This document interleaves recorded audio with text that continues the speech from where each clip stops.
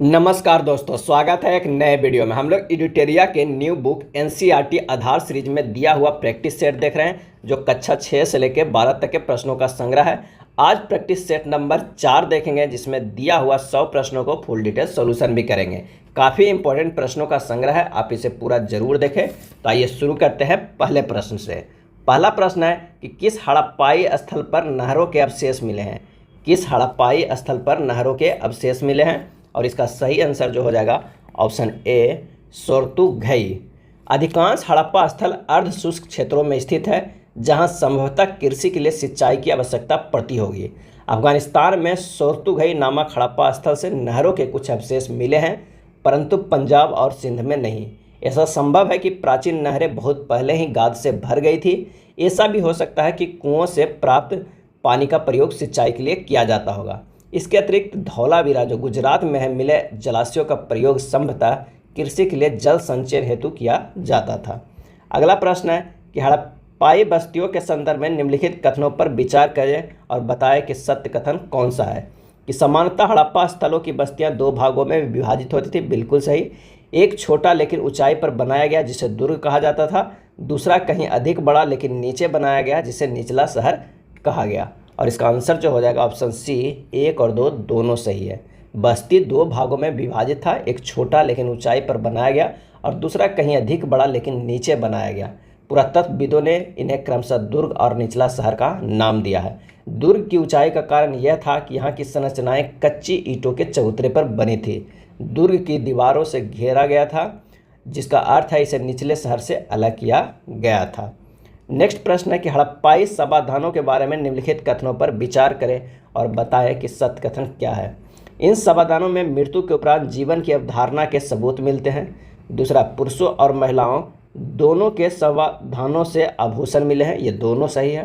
हड़प्पा सभ्यता के निवासियों का मृतकों के साथ बहुमूल्य वस्तुएं दफनाने में विश्वास था, ये गलत था। तो आंसर जो हो जाएगा केवल 1 और 2 सही है, 20 सही है। कुछ क्रबों में मृत भांड तथा आभूषण मिले हैं, जो संभवतः एक ऐसी मान्यता की ओर संकेत करते हैं जिसके अनुसार इन वस्तुओं को मृत्युपरांत प्रयोग किया जा सकता है।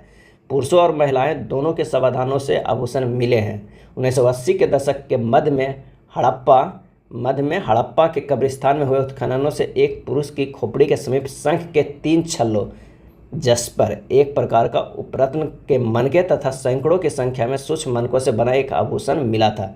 कहीं कहीं पर मृतकों के तांबे के दर्पणों के साथ दफनाया गया था, परंतु कुल मिलाकर ऐसा लगता है कि हड़प्पा सभ्यता के निवासियों को मृतकों के साथ बहुमूल्य वस्तुएं दफनाने में विश्वास नहीं था। तो आंसर हो जाएगा सिर्फ बी। हड़प्पा काल में वस्तु और उसके प्राप्ति स्थान का मिलान करें। एक तरफ वस्तु, एक तरफ प्राप्ति स्थल।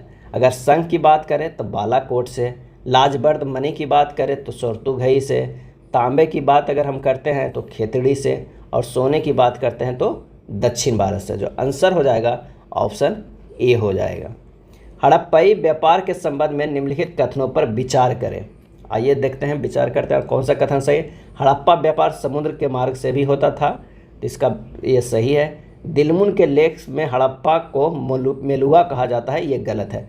आंसर जो हो जाएगा ऑप्शन ए, केवल 1। आइए इसके बारे में कुछ डिटेल जानते हैं। मेसोपोटामिया के लेख दिलमुन यानी संभवतः बहरीन द्वीप, मगान तथा मेलुआ संभवतः हड़प्पाई क्षेत्र के लिए प्रयुक्त शब्द नामक क्षेत्रों में से संपर्क की जानकारी मिलती है। यह लेख मेलुआ से प्राप्त निम्नलिखित उत्पादों का उल्लेख करते हैं: कार्नोलियन, लाजबर्द मणि, तांबा, सोना तथा विविध प्रकार की लकड़ियाँ। मेलुआ के विषय में एक मेसोपोटामियाई मिथक यह बताता है कि तुम्हारा पक्षी हाजा पक्षी हो, उसकी आवाज़ राजप्रसाद में सुनाई दे।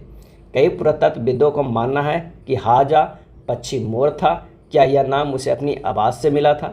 ऐसा संभव है कि ओमान, बहरीन या मेसोपोटामिया से संपर्क समुद्री मार्ग से था। मेसोपोटामिया के लेख मेलुआ को नबिकों का देश कहते हैं। इसे के अतिरिक्त हम मोहरों पर जहाज़ों और नावों का चित्रांकन पाते हैं। नेक्स्ट प्रश्न है कि हड़प्पाई बाटों के संदर्भ में निम्नलिखित कथनों पर विचार करें और सत्य कथन के बारे में बताएं। बाट सेलखंडी नामक पत्थर से बनाए जाते थे।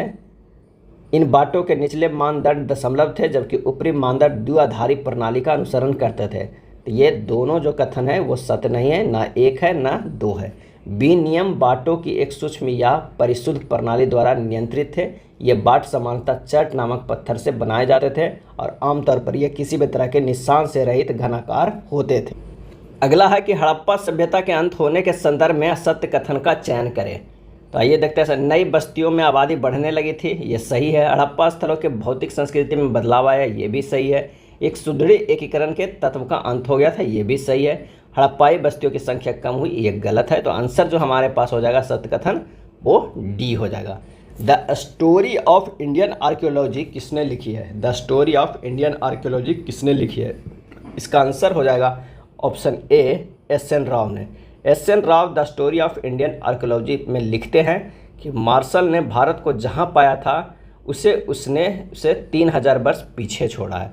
तो आंसर हो जाएगा option A, the story of Indian archaeology किसने लिखा है? एस.एन. राव ने। खोजकर्ताओं और उनसे संबंधित स्थलों को मिलान करें। एक तरफ खोज करता है, एक तरफ जो है वो हड़प्पाई स्थल है। एस.आर. राव की बात करते हैं तो ये खोज किए हैं लोथल के। बी.बी. लाल की बात करें तो खोज किए हैं कालीबंगन के। एम.आर. मुगल हैं जो खोज किए हैं बहावलपुर, और आर.एस. बिष्ट खोज किए हैं धौलावीरा का। इसका जो आंसर हो जाएगा वो कौन हो जाएगा? तो वो हो जाएगा ए। ब्राह्मी और खरोष्टी लिपियों का अर्थ सर्वप्रथम किसने निकाला? ब्राह्मी और खरोष्टी लिपियों का अर्थ सर्वप्रथम किसने निकाला?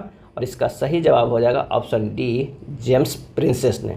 भारतीय अभिलेख विज्ञान में एक उल्लेखनीय प्रगति 1830 के दशक में हुई जब ईस्ट इंडिया कंपनी के एक अधिकारी जेम्स प्रिंसेप ने ब्राह्मी और खरोष्टी लिपियों का अर्थ निकाला। इन लिपियों का उपयोग सबसे आरंभिक अभिलेखों और सिक्कों में किया गया है। प्रिंसेप को पता चला कि अधिकांश अभिलेखों और सिक्कों पर पियदस्सी यानी मनोहर मुखाकृति वाले राजा का नाम लिखा है। नेक्स्ट है प्राचीनतम अभिलेखों के संबंध में निम्नलिखित कथनों पर विचार कीजिए और बताइए कि सत्य कथन क्या है। तो प्राचीनतम अभिलेख ब्राह्मी भाषा में लिखे जाते थे, ये गलत है। तमिल भाषा में भी अभिलेख मिलते हैं, ये सही है। आंसर जो हमारे पास हो जाएगा बी, केवल 2। प्राचीनतम अभिलेख प्राकृतिक भाषाओं में लिखे जाते थे। प्राकृतिक उन भाषाओं को कहा जाता था जो जन सामान्य की भाषाएं होती थी। इस अध्याय में अजातशत्रु और अशोक जैसे शासकों के नाम प्राकृतिक भाषा में लिखे गए हैं क्योंकि यह नाम प्राकृतिक अभिलेखों से प्राप्त हुए हैं। आपको यहाँ तमिल, पाली और संस्कृत जैसी भाषाओं के शब्द भी मिलेंगे क्योंकि इन भाषाओं में भी अभिलेख मिलते हैं। यह संभव है कि लोग अन्य भाषाओं में भी बोलते थे लेकिन इनका उपयोग लेखन कार्यों में नहीं किया जाता था। ब्राह्मी लिपि है, न कि भाषा है। अगला है अशोक के अभिलेखों के संदर्भ में निम्नलिखित कथनों पर विचार कीजिए और बताइए सत्य कथन कौन सा है। तो अशोक के अधिकांश अभिलेख प्राकृतिक में है। पूर्वोत्तर से मिले अभिलेख अरामीक और यूनानी भाषा में है। तो इसका जो सत्य कथन है वो ए हो जाएगा, केवल एक। अभिषेक के अधिकांश अभिलेख किसमें है? प्राकृतिक में है।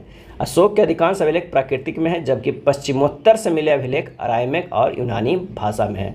प्राकृतिक के अधिकांश अभिलेख ब्राह्मी लिपि में लिखे गए थे जबकि पश्चिमोत्तर के कुछ अभिलेख खरोष्टी में लिखे गए थे।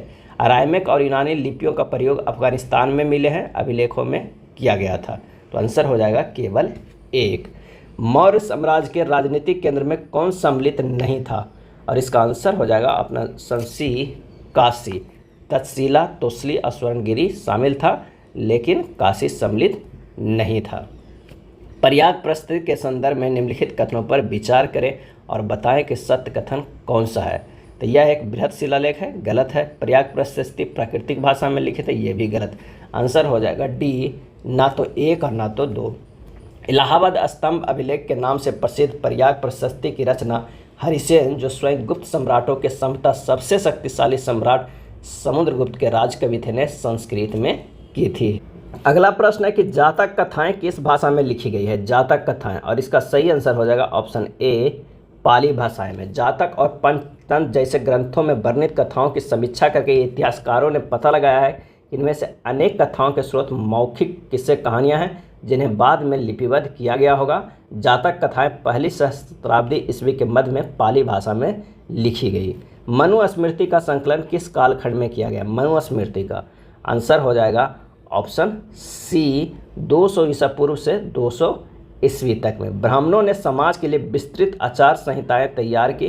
ब्राह्मणों के इन आचार संहिताओं का विशेष पालन करना होता था किंतु बाकी समाज को भी इसका अनुसरण करना पड़ता था। लगभग 500 ईसा पूर्व से इन मानदंडों का संकलन धर्मसूत्र व धर्मशास्त्र नामक संस्कृत ग्रंथों में किया गया। इसमें सबसे महत्वपूर्ण मनुस्मृति थी, जिसका संकलन लगभग 200 ईसा पूर्व से 200 ईस्वी के बीच हुआ। पुरुष युक्त, जिसमें चारों वर्णों की उत्पत्ति का अंश शामिल है, किस वेद से संबंधित है? और इसका सही आंसर हो जाएगा ऑप्शन ए, ऋग्वेद से। अपनी मान्यताओं को प्रमाणित करने के लिए ब्राह्मण बहुधा ऋग्वेद की पुरुष सूक्त मंत्र को उद्धृत करते थे, जो आदि मानव पुरुष की बलि का चित्रण करता है। जगत के सभी तत्व, जिनमें चारों वर्ण शामिल है, इसी पुरुष के शरीर से उपजे थे। ब्राह्मण उसका मुंह था, उसकी भुजाएं से क्षत्रिय निर्मित हुआ, वैश्य उसकी जंघा थी और उसके पैर से शूद्र की उत्पत्ति हुई है। बौद्ध संघ तथा महिलाओं के संबंध में निम्नलिखित कथनों पर विचार कीजिए और बताइए कि सत्य कथन कौन सा है। तो परिणाम में बुद्ध स्त्रियों के संग में प्रवेश करने के विरुद्ध थे, बिल्कुल सही। जिन बौद्ध भिक्षुनियों ने निर्वाण प्राप्त कर लिया उन्हें थेरी कहा गया। क्या कहा गया? थेरी कहा गया। तो ये बिल्कुल सही है। तो आंसर जो हो जाएगा ऑप्शन सी, 1 और 2 दोनों सही है। शुरू में सिर्फ पुरुष ही संघ में सम्मिलित हो सकते थे, बाद में महिलाओं को भी अनुमति मिली। बौद्ध ग्रंथों के अनुसार बुद्ध के प्रिय शिष्य जो आनंद थे, बुद्ध को समझाकर महिलाओं के संघ में आने की अनुमति प्राप्त की। बुद्ध की उपमाता महाप्रजापति गौतमी संघ में आने वाली पहली भिक्षुनी बनी। कई स्त्रियां जो संघ में आई वो धम्म की उपदेशिकाएं बन गई। आगे चलकर वे थेरी बनी। क्या बनी? थेरी बनी, जिसका मतलब है कि ऐसी महिलाएं जिन्होंने निर्वाण प्राप्त कर लिया हो। नेक्स्ट प्रश्न है, अल बिरूनी को भारतीय समाज को समझने में किन अवरोधों को सामना करना पड़ा?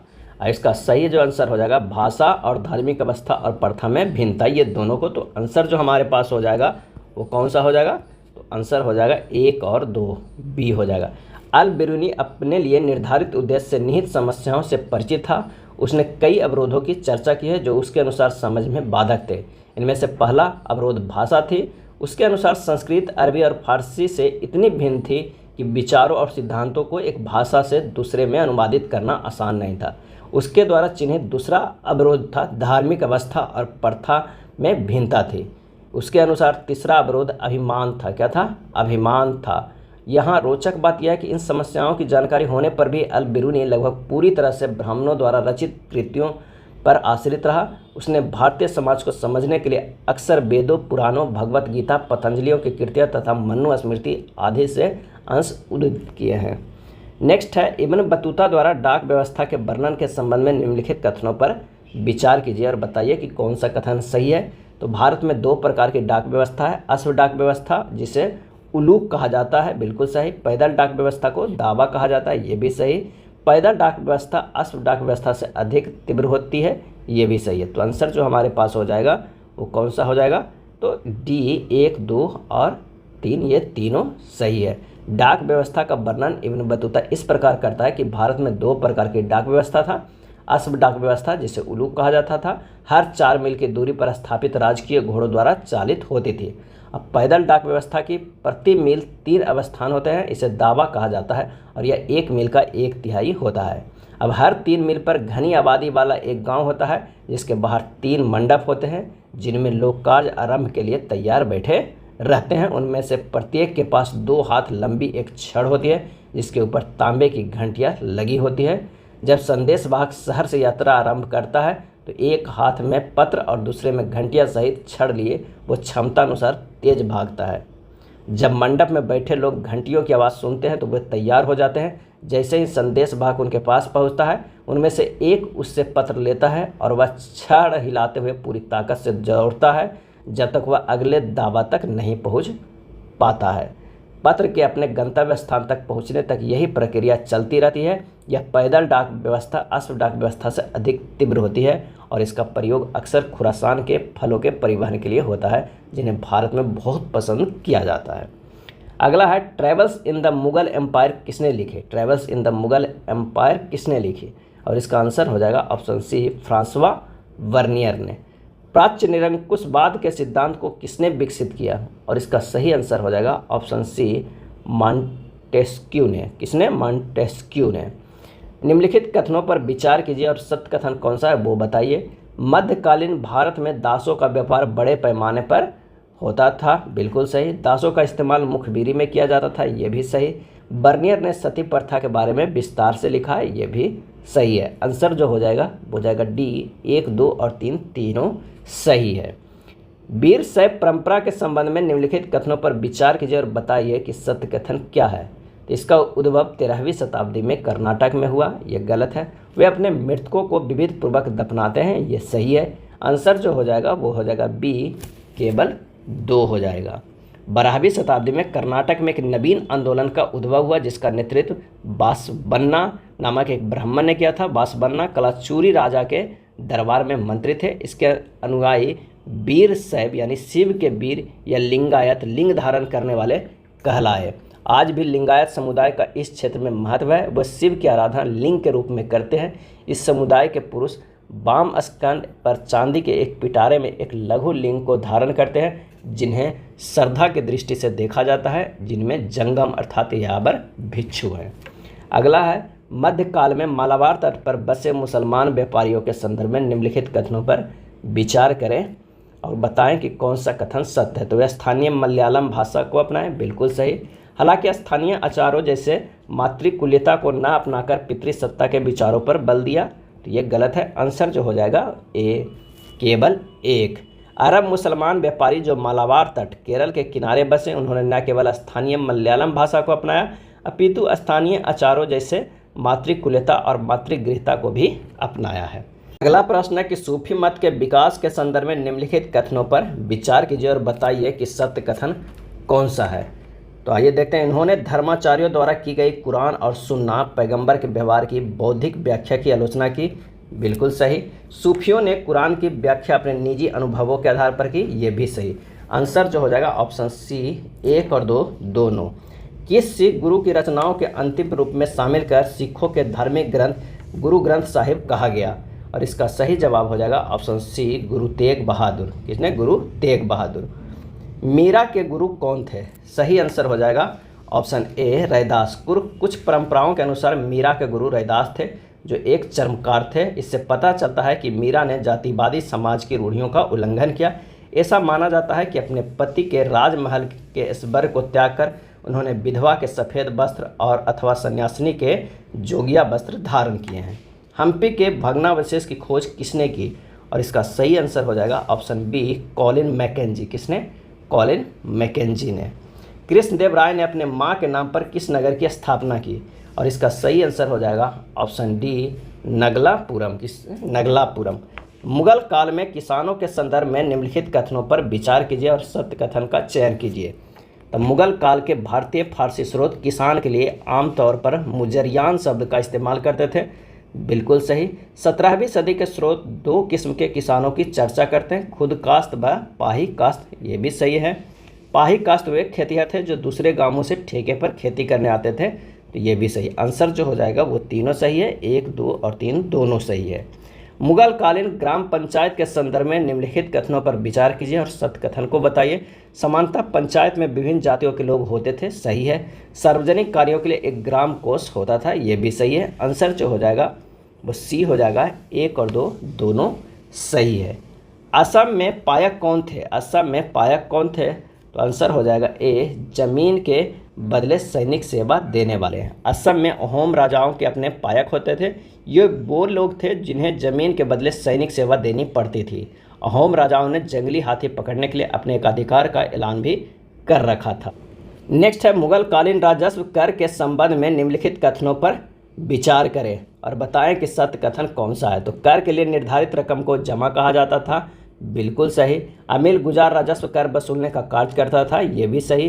खेतिहर नगद भुगतान द्वारा ही कर अदा कर सकता है, ये गलत था। तो आंसर जो हो जाएगा वो हो जाएगा ए, केवल 1 और 2 था। इस मरारी बंदोबस्त के बाद कुछ प्रारंभिक दशकों में जमींदारी अपनी राजस्व मांग को अदा करने में बराबर कोताही करते थे। इसके कारण के संदर्भ में असत्य कथन का चयन करें। तो आइए देखते हैं। राजस्व का निर्धारण फसल की उपज के अनुसार बदलता था, जिससे उन्हें सूर्यास्त कानून के तहत राजस्व चुकाने में कठिनाई होती थी, तो ये असत्य कथन है। तो आंसर जो हो जाएगा वो हो जाएगा सी। कंपनी ने जमींदारों को नियंत्रित करने के लिए क्या क्या प्रयास किया?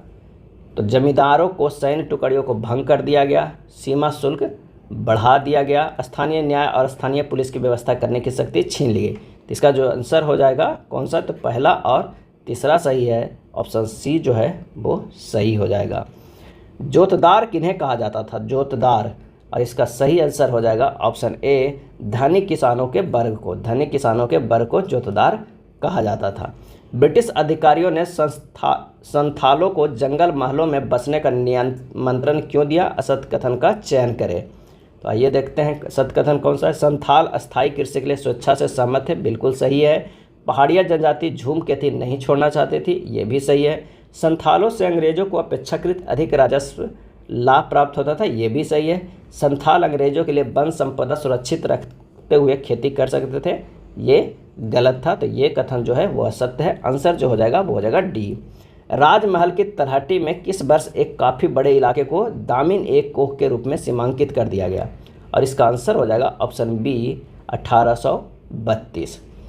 पहाड़िया लोग खेती के अपने तरीके झूम खेती को आगे सफलतापूर्वक क्यों नहीं चला सके? सत्य कथन का चयन कीजिए। संथालों के राजमहल की पहाड़ियों पर बसने के कारण, बिल्कुल सही।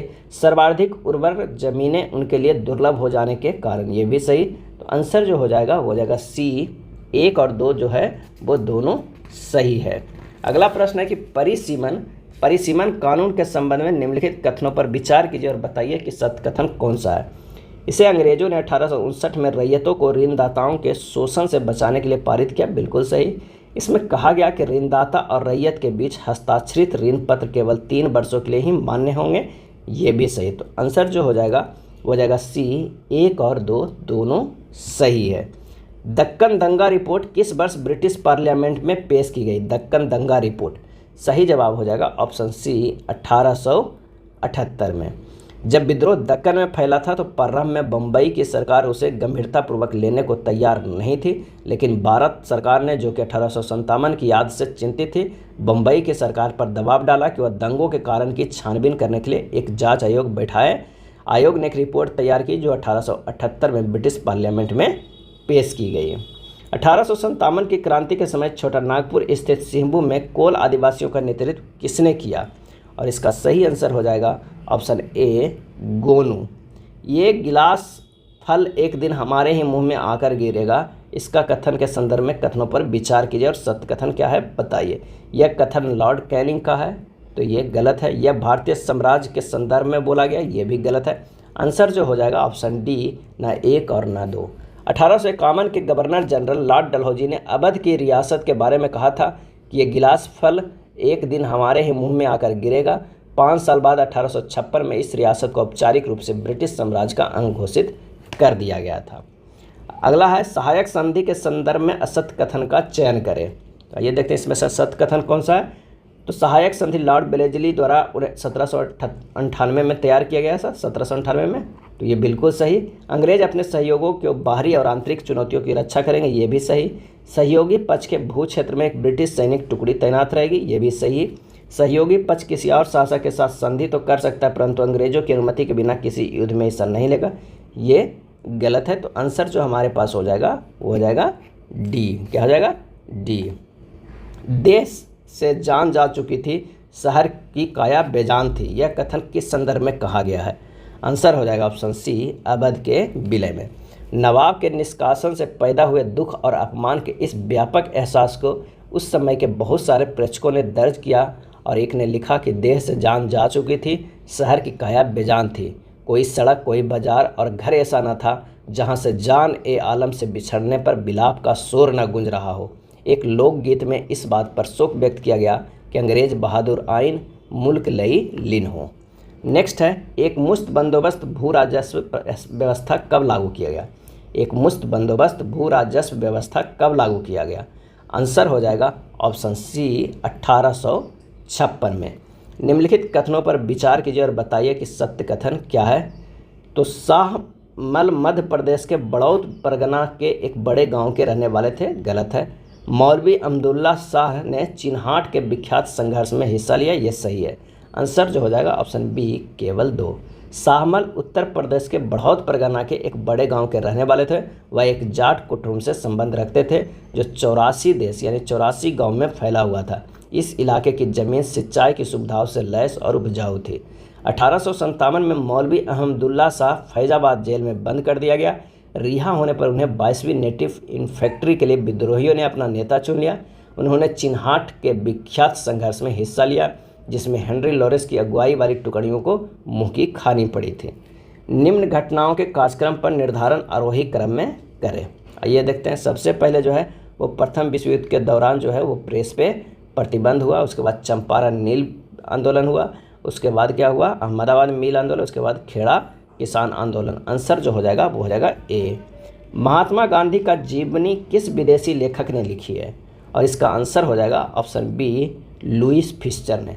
महात्मा गांधी की अमेरिकी जीवनी लेखक लुईस फिशर ने लिखा और असहयोग भारत और गांधी जी के जीवन के एक युग ही नाम हो गया।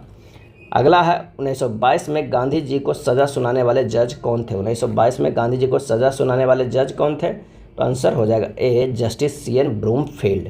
असहयोग आंदोलन के दौरान हजारों भारतीयों को जेल में डाल दिया गया। स्वयं गांधी जी को मार्च 1922 में राजद्रोह के आरोप में गिरफ्तार किया गया। उन पर जांच की कार्रवाई की अध्यक्षता करने वाले जज जो थे वो जस्टिस सी एन ब्रूमफील्ड थे, जिन्होंने सज़ा सुनाया। अगला प्रश्न है 1922 तक गांधी जी ने भारतीय राष्ट्रवाद को एकदम परिवर्तित कर दिया। इस कथन के संदर्भ में निम्नलिखित कथनों पर विचार कीजिए और असत्य कथन का चयन करें। तो गांधी जी के आगमन के पहले भारतीय राष्ट्रवाद का स्वरूप मध्यवर्गीय था, बिल्कुल सही। महात्मा गांधी आमजन की तरह वेशभूषा धारण करते थे, जिसके कारण राष्ट्रवाद का स्वरूप व्यापक हुआ, ये भी सही। पारंपरिक जाति व्यवस्था में प्रचलित मानसिक श्रम और शारीरिक श्रम की दीवार को तोड़ने में गांधी जी ने महत्वपूर्ण भूमिका निभाई, ये भी सही। तो आंसर हो जाएगा उपरोक्त में से कोई नहीं, क्योंकि ये तीनों जो कथन है वो सत्य है। अगला है 1929 के कांग्रेस के वार्षिक अधिवेशन के संदर्भ में निम्नलिखित कथनों पर विचार कीजिए और असत्य कथन को चयन कीजिए। किसका, असत्य कथन को चयन कीजिए। तो यह अधिवेशन जवाहरलाल नेहरू की अध्यक्षता में लखनऊ में किया गया, ये गलत है। इस अधिवेशन में पूर्ण स्वराज की घोषणा हुई थी, यह सही है। तो आंसर जो है वो हो जाएगा कौन सा, तो हो जाएगा केवल एक कथन जो है वह सत्य है। 1929 के दिसंबर के अंत में कांग्रेस ने अपना वार्षिक अधिवेशन लाहौर शहर में किया। कहाँ, लाहौर में, ना कि लखनऊ में किया। यह अधिवेशन दो दृष्टियों से महत्वपूर्ण था। जवाहरलाल नेहरू की अध्यक्षता के रूप में चुनाव, जो युवा पीढ़ी को नेतृत्व की छड़ी सौंपने का प्रतीक था, और पूर्ण स्वराज अथवा पूर्ण स्वतंत्रता की उद्घोषणा। अब राजनीति की गति एक बार फिर बढ़ गई थी। 26 जनवरी 1930 को विभिन्न स्थानों पर राष्ट्रीय ध्वज फहराकर और देशभक्ति के गीत गाकर स्वतंत्रता दिवस मनाया गया। दांडी यात्रा के संदर्भ में निम्नलिखित कथनों पर विचार कीजिए और असत्य कथन का जो है वो चयन कीजिए। असत्य कथन कौन है, इस यात्रा को यूरोप और अमेरिकी प्रेस ने व्यापक कवरेज दी थी, सही है। यह पहली राष्ट्रवादी गतिविधि थी जिसमें औरतों ने भी बढ़ चढ़कर हिस्सा लिया, ये भी सही है। तो असत्य कथन ना एक है और ना दो है, दोनों सही है। दूसरा गोलमेज सम्मेलन किस वर्ष लंदन में आयोजित हुआ था। दूसरा जो गोलमेज सम्मेलन था किस वर्ष लंदन में आयोजित हुआ था, आंसर हो जाएगा ऑप्शन बी, 1931 में। दूसरा गोलमेज सम्मेलन 1931 के आखिर में लंदन में आयोजित हुआ। उसमें गांधी जी कांग्रेस का नेतृत्व कर रहे थे। गांधी जी का कहना था कि उनका पार्टी पूरे भारत का प्रतिनिधित्व करती है। इस दावे को 3 पार्टियों ने चुनौती दी। मुस्लिम लीग का कहना था कि वह मुस्लिम अल्पसंख्यकों के हित में काम करती है। राजे रजवाड़े का दावा था कि कांग्रेस का उनके जो है नियंत्रण वाले भूभाग पर कोई अधिकार नहीं है। तीसरी चुनौती तेज तर्रार वकील और विचारक B.R. अम्बेडकर की तरफ से थी, जिनका कहना था कि गांधी जी और कांग्रेस पार्टी निचली जातियों को प्रतिनिधित्व नहीं करते हैं। लंदन में हुआ यह सम्मेलन किसी नतीजे पर नहीं पहुंच सका, इसलिए गांधी जी को खाली हाथ लौटना पड़ा। भारत लौटने पर उन्होंने सविनय अवज्ञा आंदोलन शुरू कर दिया था। वर्ष 1937 में हुए प्रांतीय चुनावों के संदर्भ में निम्नलिखित कथनों पर विचार कीजिए और बताइए कौन सा सत्य है। ये चुनाव 1935 में नए गवर्नमेंट ऑफ इंडिया एक्ट में सीमित प्रतिनिधित्व शासन व्यवस्था की घोषणा के आधार पर हुए थे, बिल्कुल सही। वयस्क मताधिकार के आधार पर हुए चुनावों में कांग्रेस को 11 से 8 प्रांतों में सफलता मिली, ये गलत है। आंसर जो हो जाएगा कौन हो जाएगा, ऑप्शन ए, केवल 1। क्रिप्स मिशन के संबंध में निम्नलिखित कथनों पर विचार कीजिए और सत्य कथन कौन सा है वो बताइए। तो 1942 में चर्चिल ने भारत को युद्ध में शामिल करने के लिए अपने एक मंत्री सर स्टैनफोर्ड क्रिप्स को भारत भेजा, गलत है। कांग्रेस की मांग थी कि वायसराय को सबसे पहले अपनी कार्यकारी परिषद में किसी भारतीय को एक रक्षा सदस्य के रूप में नियुक्त करना चाहिए, तो ये सही है। आंसर जो हो जाएगा केवल 2 जो है वो सही है। विश्व युद्ध प्रारंभ होते ही ब्रिटेन के स्थानीय नेताओं और जनता के समर्थन के बिना भारत को शामिल कर लिया गया था। चर्चिल भारतीय सैनिकों को युद्ध में प्रवेश चाहते थे। इसी मुद्दे पर गांधी जी तथा कांग्रेस से समझौता करना चाहते थे, अतः कथन 1 जो है वो गलत है। जिन्ना ने पाकिस्तान की स्थापना के लिए प्रत्यक्ष कार्रवाई दिवस किस दिन निर्धारित किया। और इसका सही आंसर हो जाएगा ऑप्शन बी 16 अगस्त 1946 ईस्वी को। जवाहरलाल नेहरू तथा संविधान सभा के संदर्भ में निम्नलिखित कथनों पर विचार कीजिए और बताइए कि कौन सा जो कथन है सही है।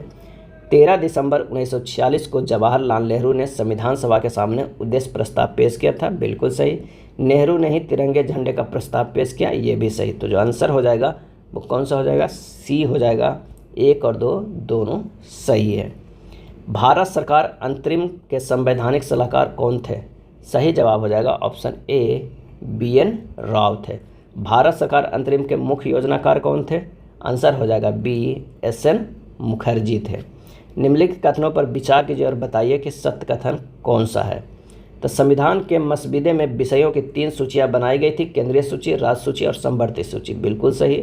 खनिज पदार्थों के विषय को राज्य सूची के अंतर्गत रखा गया था, ये गलत है। अनुच्छेद 356 के गवर्नर की सिफारिश पर केंद्र सरकार को राज्य सरकार के सारे अधिकार अपने हाथ में लेने का अधिकार है, ये सही था। तो आंसर जो हो जाएगा 1 और 3 सही है, केवल जो है वो 3 सही है। नेक्स्ट है संविधान में वर्णित कर व्यवस्था के संबंध में निम्नलिखित कथनों पर विचार कीजिए और सत्य कथन का जो है वो चयन कीजिए कि कौन सा है। आयकर और आबकारी शुल्क में होने वाली आय राज्य और केंद्र सरकारों के बीच बांट दी गई है, बिल्कुल सही। संपत्ति कर तथा बिक्री कर राज्य सरकारों के अधीन रखा गया, ये भी सही। आंसर हो जाएगा सी 1 और 2 दोनों सही है। निम्नलिखित कथनों पर विचार कीजिए और सत्य कथन का चयन करें। अंबेडकर शक्तियों का केंद्र तथा प्रांतों में बराबर विभाजन चाहते थे, ये गलत है। ज़्यादातर राष्ट्रवादी शक्तिशाली तथा एकीकृत केंद्र के पक्ष में थे, ये जो है वो सही है। आंसर जो हो जाएगा बी केवल 2 सही है।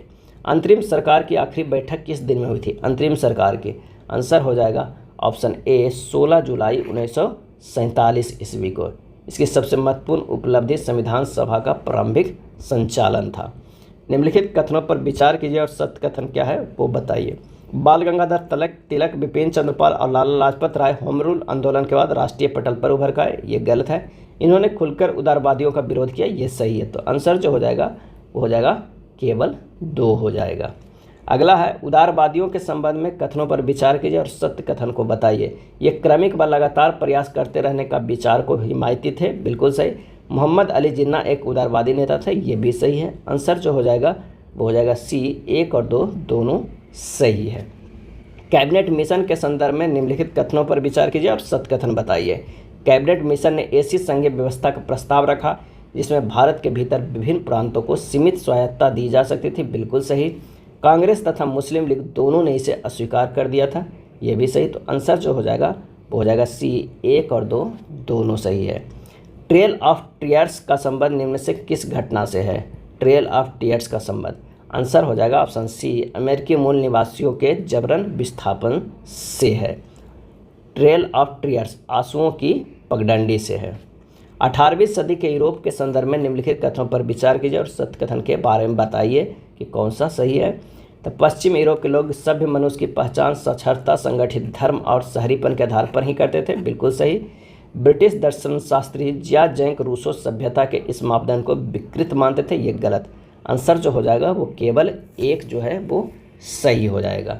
नेक्स्ट है ब्रिटेन ने संयुक्त राज्य अमेरिका को एक स्वतंत्र देश के रूप में मान्यता किस वर्ष दी? तो आंसर हो जाएगा ऑप्शन बी 1781 ईस्वी में। 1781 में ब्रिटेन ने संयुक्त राज्य अमेरिका को एक स्वतंत्र देश के रूप में मान्यता दी। अपनी मुक्ति के लिए अमेरिका के 13 बस्तियों ने ब्रिटेन के खिलाफ युद्ध किया था।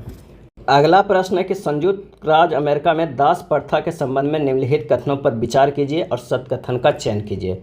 दक्षिण राज्यों ने दास प्रथा का विरोध किया क्योंकि उनका अर्थतंत्र दासों पर नहीं टिका हुआ था, ये गलत है। दास प्रथा समाप्त करने के मुद्दे पर उत्तरी तथा दक्षिणी राज्यों में गृह युद्ध प्रारंभ हुआ, ये सही है। आंसर जो हो जाएगा केवल 2 सही होगा।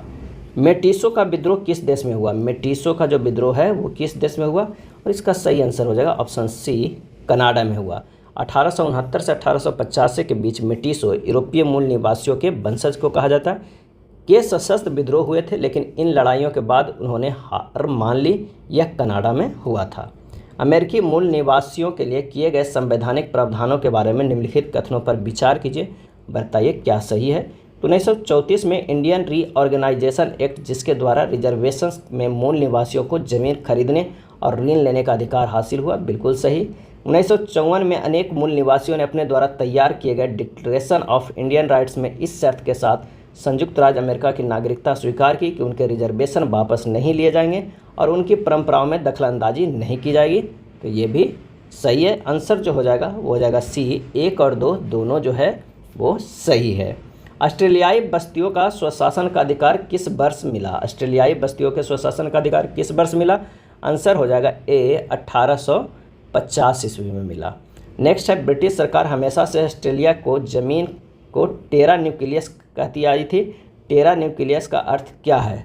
और इसका आंसर जो हो जाएगा ऑप्शन ए, जो किसी की नहीं, जो किसी की नहीं। सरकार हमेशा से ऑस्ट्रेलिया की ज़मीन को टेरा न्यूक्लियस कहती आई है, इसका मतलब यह था जो किसी का नहीं है। इसके अलावा वहाँ अपने आदिवासियों रिश्तेदारों से छीने गए मिश्रित रक्त वाले यानी मूल निवासी यूरोपीय बच्चों को एक लंबा और यंत्रणापूर्ण इतिहास भी था। पहला अफीम युद्ध किस वर्ष प्रारंभ हुआ? पहला अफीम युद्ध, आंसर हो जाएगा डी, 1839 ईस्वी में। आधुनिक चीन की शुरुआत 16वीं और 17वीं सदी में पश्चिम के साथ उसका पहला सामना होने के समय से मानी जाती है, जबकि जेसुइट मिशनरियों ने खगोल विद्या और गणित जैसे पश्चिमी विज्ञान को वहां पहुंचाया जहां तात्कालिक असर तो सीमित था, पर इसने इन चीज़ों को शुरुआत कर दी जिन्होंने 19वीं सदी में जाकर तेज गति पकड़ी, जब ब्रिटेन ने अफीम के फायदेमंद व्यापार को बढ़ाने के लिए सैन्य बलों का इस्तेमाल किया। इसी के चलते पहला अफीम युद्ध 1839 से 42 तक हुआ। इसने सत्ताधारी क्विंक राजवंश को कमज़ोर किया और सुधार तथा बदलाव की मांगों को मजबूती दी। चीन की साम्यवादी पार्टी की स्थापना के संदर्भ में कथनों पर विचार कीजिए और सत्य कथन को बताइए। इसकी स्थापना 1920 में रूसी क्रांति के कुछ समय बाद हुई थी, ये गलत है। माओ त्से-तुंग ने क्रांति के कार्यक्रम को किसानों पर आधारित करते हुए रूस से एक अलग रास्ता चुना, ये सही है।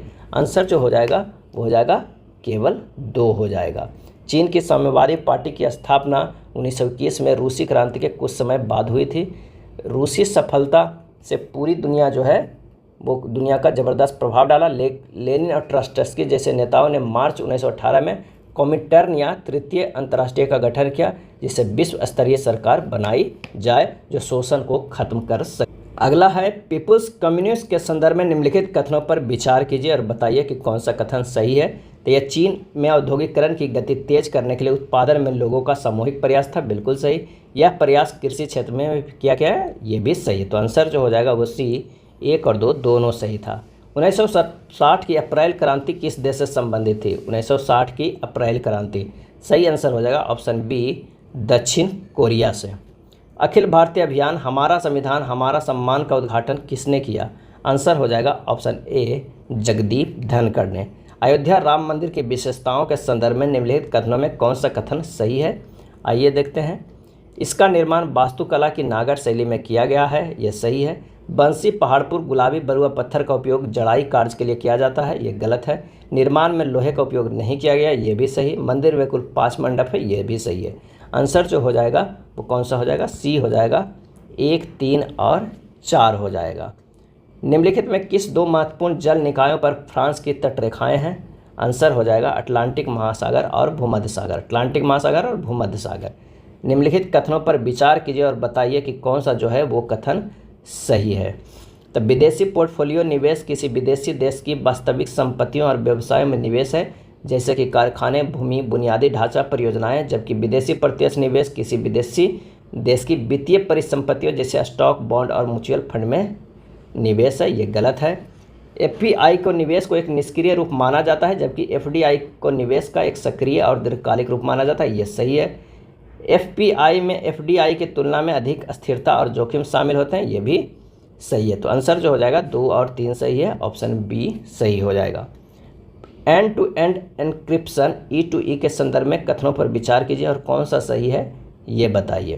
तो E2E का मुख्य सिद्धांत प्रेषक से प्राप्तकर्ता तक डेटा को एन्क्रिप्टेड रखना, जिससे यह किसी और के लिए पहुंच योग्य नहीं हो सकता, बिल्कुल सही। व्हाट्सएप जैसे इंस्टेंट मैसेजिंग ऐप उपयोगकर्ता संदेशों को सुरक्षित करने के लिए E2E का उपयोग करते हैं, ये भी सही है। उपयोगकर्ताओं के लिए E2E एन्क्रिप्शन का प्राथमिक लाभ तेज डेटा ट्रांसमिशन गति है, ये गलत है। आंसर जो हो जाएगा 1 और 2 सही है, ए होगा आंसर। ब्राइवेंट इंडिया के लिए PM young achievers scholarship award योजना के संदर्भ में कथनों पर विचार कीजिए और बताइए कि कौन सा जो है वो सही है। तो यह अन्य पिछड़ा वर्ग ओबीसी, आर्थिक रूप से पिछड़े वर्ग और विमुक्त घुमंतु जनजातीय डीएनटी के छात्रों के लिए एक छात्रवृत्ति योजना है, बिल्कुल सही। केवल कक्षा 9 या कक्षा 11 में पढ़ने वाले छात्र इस छात्रवृत्ति को पाने के लिए पात्र माने जाएंगे, ये भी सही। आंसर जो हो जाएगा वो हो जाएगा एक, केवल 1 और 2। प्रधानमंत्री सूर्योदय योजना निम्नलिखित में से किससे संबंधित है? सूर्योदय योजना, सही आंसर हो जाएगा डी, छत पर लगे सौर पैनलों से। बैडमिंटन में हाल ही में इंडिया ओपन 2024 महिला एकल का खिताब किसने जीता है? आंसर हो जाएगा ए, ताई तुजू यंग ने। केंद्रीय मंत्रिमंडल ने हाल ही में सूचना प्रौद्योगिकी क्षेत्र में सहयोग के लिए किस देश के साथ समझौता ज्ञापन को मंजूरी दी है? आंसर हो जाएगा ए, ओमान। निम्नलिखित में किसे जन नायक नाम से जाना जाता है? सही जवाब हो जाएगा ऑप्शन सी, कर्पूरी ठाकुर को। कर्पूरी ठाकुर एक सामवादी नेता और बिहार के 2 बार मुख्यमंत्री रहे थे, 1970 से 1971 तक और 1977 से लेकर 1979 तक। उन्हें गरीबों और हाशिए पर मौजूद लोगों के हितों के लिए लड़ने के लिए याद किया जाता है, जिससे उन्हें जन नायक यानी लोगों का नेता की उपाधि मिली है। हाल ही में उन्हें जनवरी 2024 में मरणोपरांत प्रतिष्ठित भारत रत्न प्राप्त हुआ है। भारत रत्न पुरस्कार के संबंध में निम्नलिखित कथनों पर विचार कीजिए और बताइए कि कौन सा सही है। यह मानव प्रयासों के किसी भी क्षेत्र में असाधारण सेवा के लिए व्यक्तियों को स्वीकार करता है, बिल्कुल सही। यह देश का सर्वोच्च नागरिक पुरस्कार है, ये भी सही। पुरस्कार में 5 लाख रुपये का आर्थिक अनुदान दिया जाता है, ये गलत है। संविधान के अनुच्छेद 18(1) के अनुसार पुरस्कार का उपयोग प्राप्तकर्ता के नाम के उपसर्ग या प्रत्यय के रूप में नहीं किया जा सकता, ये सही है। तो आंसर जो हो जाएगा वो ऑप्शन सी, केवल 1, 2 और 4 जो है वो सही है। नेक्स्ट है जल जीवन मिशन JJM के संदर्भ में निम्नलिखित कथनों पर विचार कीजिए और बताइए कि कौन सा जो है वो कथन सही है। इसका प्राथमिक लक्ष्य भारत के प्रत्येक ग्रामीण परिवार को व्यक्तिगत घरेलू नल कनेक्शन के माध्यम से सुरक्षित और पर्याप्त पेयजल उपलब्ध कराना है, बिल्कुल सही है। इसका उद्देश्य सभी ग्रामीण समुदायों के लिए केंद्रीकृत जल उपचार संयंत्र स्थापित करना भी है, गलत है। जल प्रबंधन में सामुदायिक भागीदारी मिशन की एक प्रमुख विशेषता, ये भी सही है। आंसर जो हो जाएगा ऑप्शन सी, 1 और 3 सही है। ऑस्ट्रेलियन ओपन 2024 पुरुष एकल का खिताब किसने जीता है? आंसर हो जाएगा बी, जैनिक सिनर ने। डिजाइन लिंक्ड इंसेंटिव DLI योजना के संदर्भ में कथनों में कौन सा जो है वो कथन सही है? नीचे दिए गए कोड का उपयोग करके सही उत्तर को हमें चुनना है। इसका उद्देश्य स्टार्टअप और MSME के लिए सेमीकंडक्टर डिजाइन बुनियादी ढांचे तक पहुंच को मजबूत करना और सुविधाजनक बनाना है, बिल्कुल सही है। एम्बेडेड सॉफ्टवेयर डिजाइन सामग्री विज्ञान अनुसंधान और अर्धचालक उपकरण विनिर्माण DLI योजना के तहत वित्तीय प्रोत्साहन के लिए पात्र है, ये गलत है। यह सेमीकंडक्टर फैब्रिकेशन प्लांट की स्थापना के लिए फंडिंग भी देता है, ये भी गलत है। तो आंसर जो हो जाएगा वो कौन सा हो जाएगा? केवल 1 सही है, बी हो जाएगा। अयोध्या राम मंदिर निर्माण के मुख्य वास्तुकार कौन है? आंसर हो जाएगा ऑप्शन बी, चंद्रकांत सोमपुरा। चंद्रकांत सोमपुरा। भारत अंतर्राष्ट्रीय विज्ञान महोत्सव किस राज्य में आयोजित किया गया? भारत अंतर्राष्ट्रीय विज्ञान महोत्सव, सही आंसर हो जाएगा ऑप्शन डी, हरियाणा में। संयुक्त राष्ट्र महासभा के 78वें सत्र के अध्यक्ष कौन है जो इस समय भारत के दौरे पर है?